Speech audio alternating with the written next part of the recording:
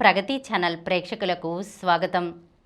మనం మహాత్మా జ్యోతిబా పూలేకు సంబంధించిన విషయాలను గురించి తెలుసుకుంటున్నాం కదా. ఈరోజు ఎపిసోడ్లో మరికొన్ని విషయాలను తెలుసుకుందాం. పురోహిత వ్యవస్థపై తిరుగుబాటు. 1880 నాటికే బ్రాహ్మణాధిక్యతను గురించి దేశంలో చర్చలు జోరుగా సాగుతున్నట్లు తెలుస్తున్నది. ఒకప్పుడైతే బ్రాహ్మణుల అధికారాన్ని, పాండిత్యాన్ని, పదవిని ప్రశ్నించే సాహసం ఎవరికీ ఉండేది కాదు.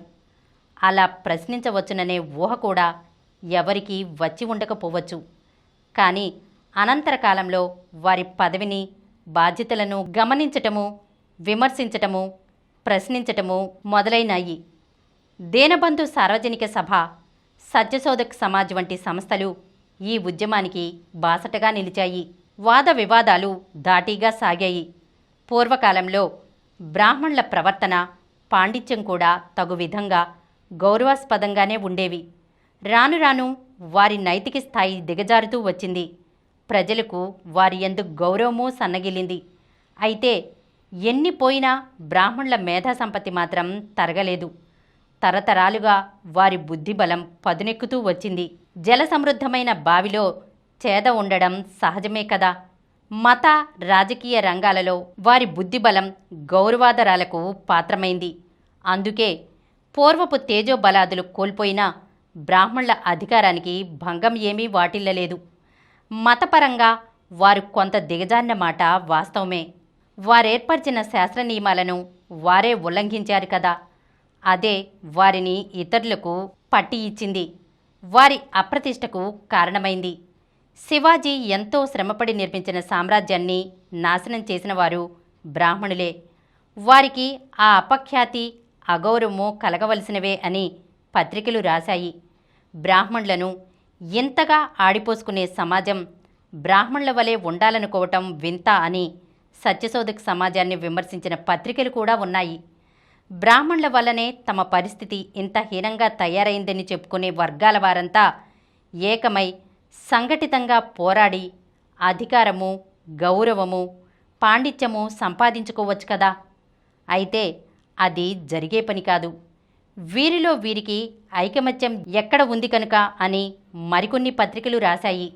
బ్రాహ్మణులను భూదేవతలుగా పూజించి నెత్తిమీద పెట్టుకోవడం నిశ్చయంగా శూద్రుల తప్పు. ప్రతి పనికి మంచి రోజులు, ముహూర్తాలు చూడటం, పురోహితుల సలహాలు పాటించడం శూద్రులకు అలవాటైపోయింది. ఈ విధమైన ప్రాముఖ్యం శూద్రులే బ్రాహ్మణులకు ఇచ్చారు. ఈ అతి మర్యాదలు, నమ్మకాలు ఎక్కువై బ్రాహ్మణ పురోహితులు శూద్రులను ఇష్టం వచ్చినట్లు ఆడించారు. మతం పేరుతో వారిని దోచుకున్నారు. ముమ్మాటికి శూద్రులే బ్రాహ్మణుల ఈ ప్రవర్తనకు కారణం అన్నారు జ్యోతిబా. శూద్రులు బ్రాహ్మణ పురోహితులకు ప్రాధాన్యం ఇవ్వటం మానేసి పనులన్నీ తామే చేసుకోవాలి. మతపరంగా బ్రాహ్మణులు ఎప్పుడైతే అందరితోనూ సమానమైపోతారో అప్పుడే వారికి సాంఘిక, రాజకీయపరమైన రంగాలలో కూడా ప్రాముఖ్యం తగ్గుతుంది. క్రమంగా ఒకనాటికి అంతరించిపోతుంది కూడా. ఈ నమ్మకంతోనే శూద్రులు మతపరమైన కర్మకాండ యావత్తు తమకు తామే నిర్వర్తించుకోవాలి. బ్రాహ్మణ పురోహితులపై ఆధారపడవలసిన అవసరం లేదు అని చెప్పి సత్యశోధక్ సమాజం వారు సమాజంలో గొప్ప మార్పుకు అంకురార్పణ చేశారు. ఇది పైకి కనిపించేంత చిన్న పని కాదు. మహత్తరమైన సామాజిక మార్పుకు పునాది. దీని ఫలితం ఎంత సంచలనాత్మకంగా ఉంటుందో ఊహకు అందదు. పైకి ఎంతో మామూలుగా కనిపించే ఈ చిన్న నిర్ణయం దేశ భవితవ్యాన్ని, కోట్లాది బడుగు వర్గాల జీవనరేఖను పూర్తిగా మార్చివేస్తుంది. ఈ నిర్ణయం తీసుకోవటానికి అంటే మతపరమైన కర్మకాండ ఎవరికి వారే జరుపుకోవాలని నిర్ణయించుకోవటానికి గొప్ప సాహసం కావాలి. సమాజంలో గొప్ప మార్పు తేవాలనుకున్న ప్రార్థనా సమాజం వారికే ఈ పనికి ధైర్యం చాలటం లేదు అని జ్ఞానోదయ పత్రిక ప్రశంసించింది. ఈ మార్పు ఎలా ఉంటుంది అన్నది మాత్రం కుతూహలజనకమైన విషయమే. సంస్కరణ భావాలు గల మేధావుల బోధనలు, విదేశీ చదువులు, పాశ్చాత్య నాగరికత, మానవతావాదం ఒకటొకటిగా ప్రజల ఆలోచన రీతులలో మార్పులు తెచ్చాయి. నూతన సంప్రదాయాల మత్తు నుంచి ప్రజలు బయటపడుతున్నారు. వారిని ఆవరించుకుని ఉన్న మబ్బులు మెల్లమెల్లగా జారిపోతున్నాయి. మూఢనమ్మకాల వలయం నుంచి సత్యాన్వేషణ మొదలైంది. భావితరాల స్వేచ్ఛా జీవనానికి, బాధ్యతాయుత సహజ జీవనానికి బీజావాపనం జరుగుతున్నది. జ్యోతిబా స్థాపించిన సత్యశోధక్ సమాజ్ బాహాటంగానే బ్రాహ్మణ వ్యతిరేకతను ప్రకటించింది. జ్యోతిబా అనుయాయులు ఆయన ఆశయాలను మనసా వాచా కర్మణ ప్రచారం చేశారు. ప్రగతిశీలకమైన భావాలు గల ఎందరో మహానుభావులు వారికి తోడ్పడ్డారు. వీటన్నింటికీ మించి బ్రాహ్మణుల అహంభావము, వేధింపు స్వభావము సమాజంలో తిరుగుబాటుకు దారితీశాయి. ఈ విషయమై జున్నార్లో ముఖ్యంగా శూద్రవర్ణాలలో ప్రశంసనీయమైన కృషి జరిగింది. అక్కడి ప్రజలు బ్రాహ్మణుల పౌరోహిత్యాన్ని కాదన్నారు. మతపరమైన కర్మకాండ అంతా తామే జరుపుకోవటం మొదలుపెట్టారు. బ్రాహ్మణ పురోహితులను ఇంచుమించు వెలివేశారు. ఆ పురోహితులకు జీవనం కష్టమైంది. శూద్రవర్ణాల వారెవరూ తమను ఏ కార్యానికి పిలవకపోవటంతో వారికి ఆదాయం లేకపోయింది. సంభావనలు కరువైపోయాయి. నిజం చెప్పాలంటే పురోహితులను మరీ అంత నెత్తినెక్కించుకోవటం బ్రాహ్మణేతరుల తప్పు. బ్రాహ్మణులు తమ ఇళ్లలో ఏ కార్యానికైనా పురోహితులను పిలిస్తే వారిని తమ గౌరవ భృచులలాగానో ఇంకా తక్కువగానో చూసేవారు, లేదా సమాన ప్రాతిపదికపై వారి చేత పనులు చేయించుకునేవారు. బ్రాహ్మణేతరులు అలా కాదు.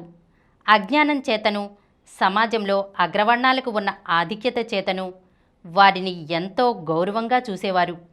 వారు ఏది చెప్తే అది మారు మాట్లాడకుండా చేసేవారు.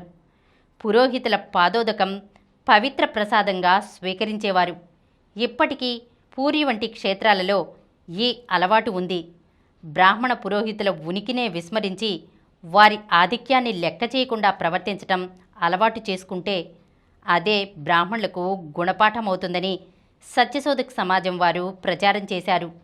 బ్రాహ్మణులను అనుకరించటం, వారిలాగా జంజం వేసుకోవటం లాంటివి అర్థం లేని పనులు అన్నారు జ్యోతిబా. చేద నిండా నీళ్లు రావాలంటే చేదబావిలో అడుగు వరకు వెళ్లాల్సిన మాట నిజమే, కానీ చేదకు చిల్లులుంటే నీళ్లు పైదాకా రానే రావు కదా. అంతా కలిసికట్టుగా నిలబడి ఒక ఉద్యమంలాగా నిర్వహిస్తే తప్పకుండా అగ్రవర్ణాలకు గుణపాఠం నేర్పవచ్చునన్నారు ఆయన. ఈరోజు మనం మహాత్మా జ్యోతిబా పూలేకు సంబంధించిన విషయాలను గురించి తెలుసుకున్నాం కదా.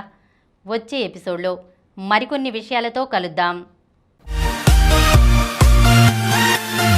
ఈ కార్యక్రమం మీకు ఎంతో నచ్చింది కదా. ఇటువంటి మరిన్ని వీడియోల కోసం అనతి కాలంలోనే 20 కోట్ల వ్యూస్ సాధించిన సమరం ఛానల్ సమర్పించు సమరం ప్రగతి ఛానల్కు సబ్స్క్రైబ్ చేయండి, లైక్ చేయండి, మీ ఫ్రెండ్స్కి షేర్ చేయండి. అలాగే ప్రక్కనున్న గంట సింబల్ని ప్రెస్ చేయడం మర్చిపోకండి.